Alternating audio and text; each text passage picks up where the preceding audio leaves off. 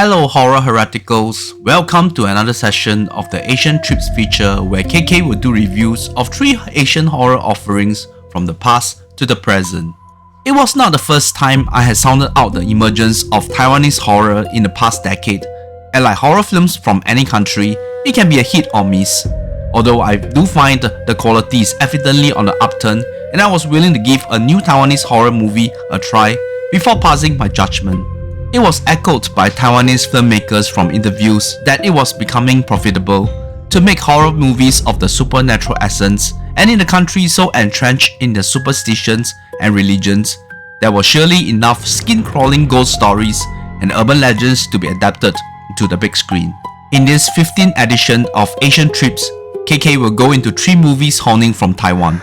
We begin with Mudborn or Niwawa from director Ji from 2025. In recent reviews, I was buzzing about how they have incorporated modern technological applications into the world of horror. We have the unexpected spooky pickup from Street View in Ji, and we saw how upsetting video clips sent on platforms like TikTok can unravel someone doing the vetting in faces of death. In Mudborn, we have the prevalence of a VR escape room game that gives gamers a more immersive experience. Our protagonist, Xu Chuan, is a senior game developer who had a team engaged to do a 3D scan of a house purportedly to be haunted when the affluent family that owned it met a horrible demise in it. During the scanning process, Chuan's colleagues accidentally broke a nicely sculpted but creepy-looking clay doll in the form of a baby, leading to an unsavory end for the crew on location.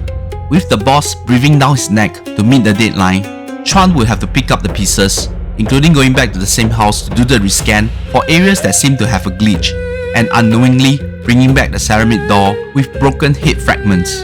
Chuan's wife Mu Hua was a skillful conservation artist of old artifacts, and she was also heavily pregnant with their child. When Chuan brought back the items from the haunted house for the final leg to complete the game, Mu Hua started to feel something amiss in the house, which she would attribute to her hormonal changes. When the expectant mother came into contact with the cracked clay doll, we realized that there was some suspicious inscription on the rear that meant something devious was being sealed within. The damage of the clay doll during the initial scan had released the malevolent entity, which naturally targeted Mu Hua and undoubtedly the unborn child. The real possession was completed when Mu Hua used her own blood to remove the doll, as director Xie captured the essence of the possession with elements of paranormal activity when Chuan installed video camera to check on his wife in her 3rd trimester, as he had to clock in overtime to complete the game. When things became increasingly urgent to resolve with Mu Hua and the baby in perils, Chuan enlisted the help of Shem, a spiritual practitioner who had a know-how of the intricate world of talisman, and the broken seal of the doll had piqued his interest.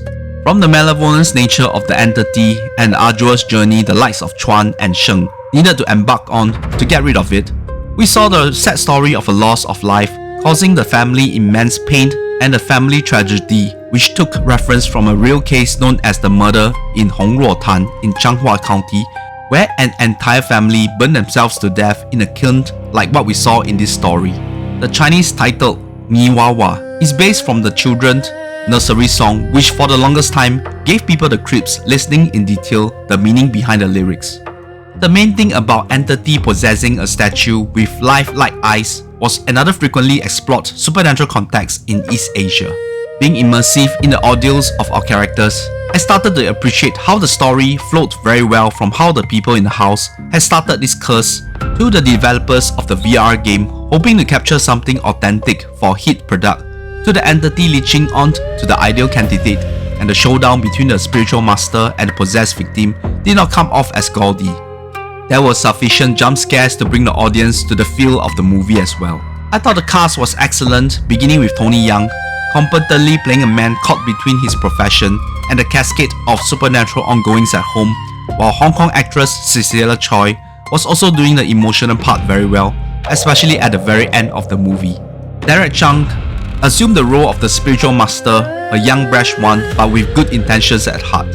There was even a key cameo for Chen Wei-ming, a celebrated actor and writer who had built up years of telling impressionable ghost stories for generations of fans.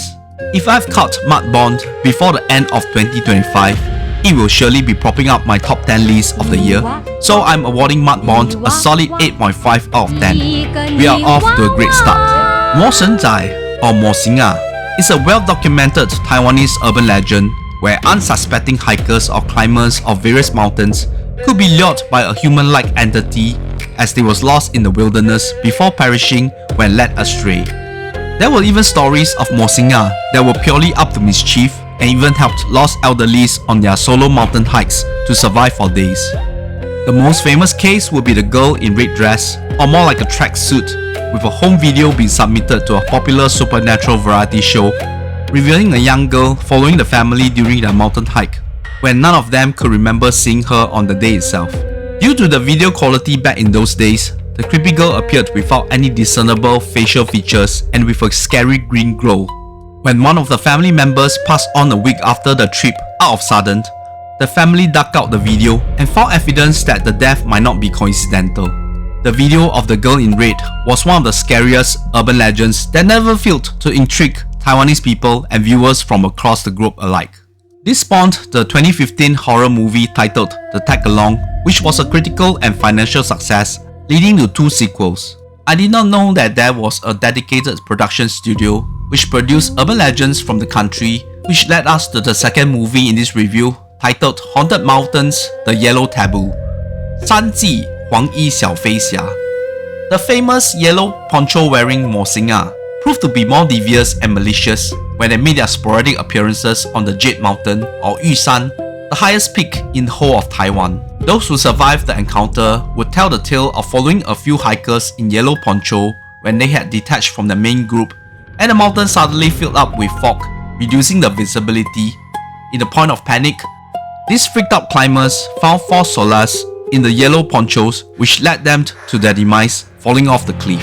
In this movie, directed by Chai Jia-ying and written by Zhuo Wanzhen, was to entail these strange encounters and tied it to a coherent storyline about love and breaking curses. Jiaming, Yuxing, and Anwei were 3 close friends who were climbing enthusiasts. Their first venture up Jade Mountain was faced with a blockage on the main trail. The reason for the trail blockage was not due to physical obstruction like a fallen tree. Instead, it was a religious ritual carried out to summon the soul of some perished climber who tragically lost their lives during their arduous climb. While the trio knew the taboo to witness the ritual firsthand, Anwei was indignant to go up the trail despite the utmost reluctance of Jiaming. Things certainly did not end well for Wei, and slowly it was affecting Yuxing and Jiaming, with the former bearing a love interest in their departed friend. Of course, it was not just Anwei who had seen the ritual firsthand, despite he was the brazen one. The curse would slowly catch up on the surviving friends, and our protagonist Jiaming, who closed this tragic love triangle by professing his interest towards Yuxing, started to live in a Groundhog Day style world, reliving the same day when he would wake up in a Jade Mountain Lodge, which would end with Yuxing dying every single time, despite him trying his best to stop it from happening. As Jiaming relived the same day over and over again, he sought out religious interventions with very little resolution, with Wei now becoming the yellow poncho entity coming for the lives of his friends. He also managed to unravel the secret behind the forbidden ritual, which tells a sad story of a university student losing his life weeks before their own climb, leading to his bereaved and grief-stricken parents to spiral out of control. The movie tested your patience if you are not into the whole reliving the same day storytelling, although we could see Jiaming and Yuxing instinctively pivoting to change their fates. The accuracy of the portrayal of how arduous the climb on Jade Mountain, as well as the only mountain lodge near the summit, were things that climbers who had scaled the mountain were able to verify. I felt there should be a retelling of how the yellow poncho would lead the climbers through the perilous foggy mountain trails to their deaths.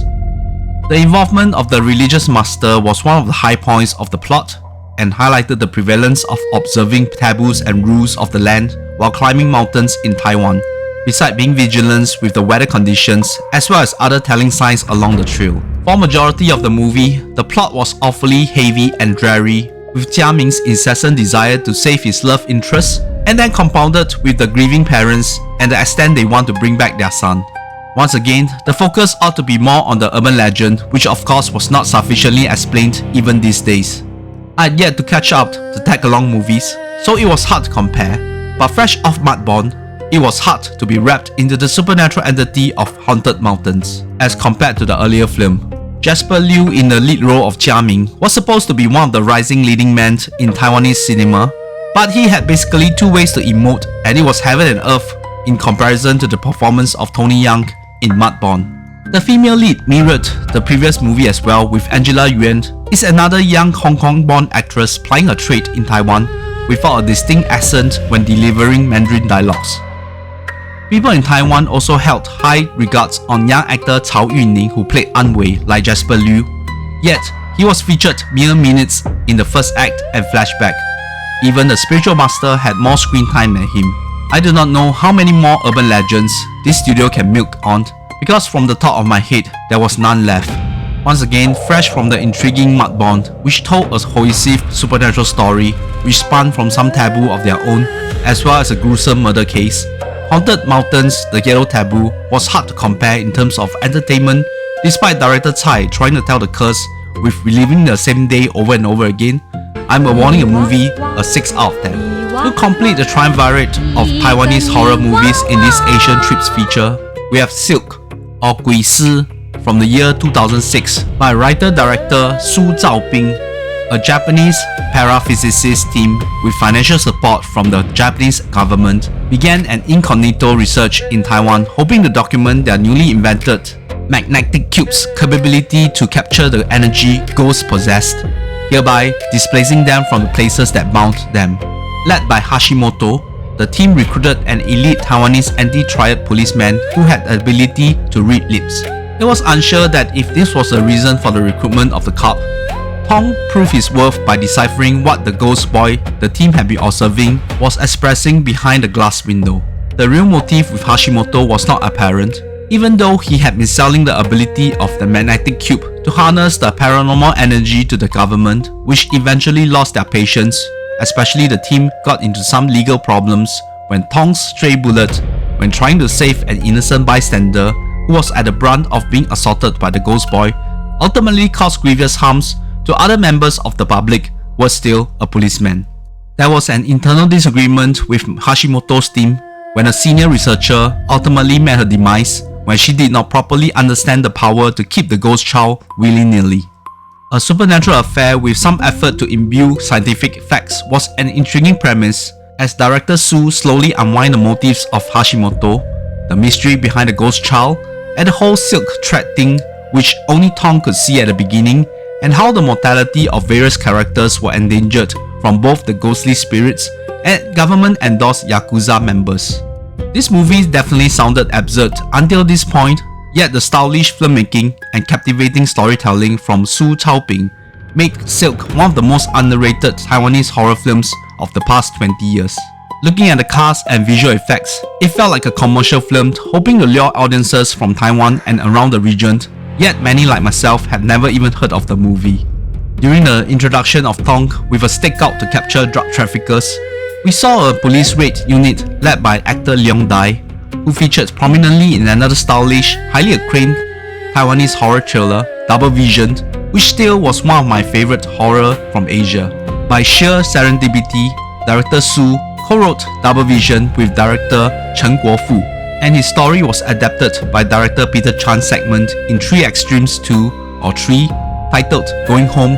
I certainly found plenty of parallels between Silk and Double Vision, with the foreign visitor coming to Taiwan not fully understand the danger of the supernatural kind, while the policeman with a lot of emotional baggage was enlisted to help things out.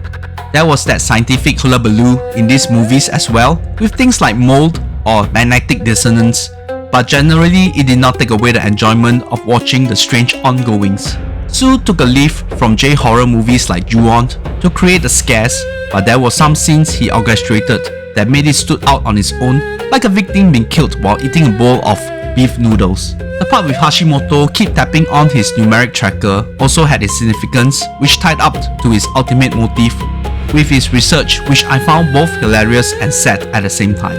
Even by the year of 2006 standards, the cast being a mess for this horror feature could not be taken lightly.